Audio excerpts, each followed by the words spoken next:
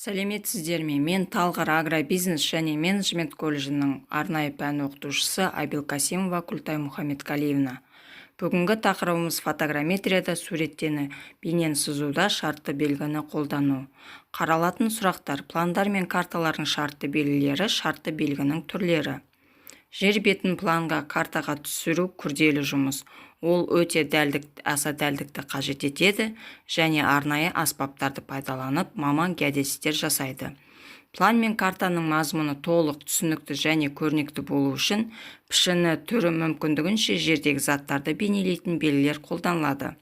Топографиялық картадағы шартты белгілер карталарды түрлі түсті безендендіруден, түсіндірме жазулардан, цифрлы белгілерден тұратын біртұтас жүйеден тұрады.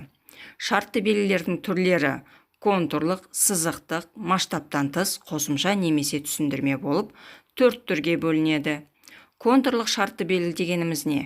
Контурлық шартты белгі дегеніміз картаның масштабына түсетін объектілердің контурларын көрсету үшін қолданылады.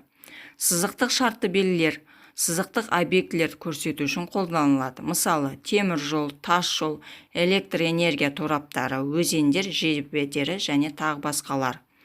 Масштабтан тыс шартты белгілер карта масштабына ілікпейтін кішкене объектілер үшін қолданылады.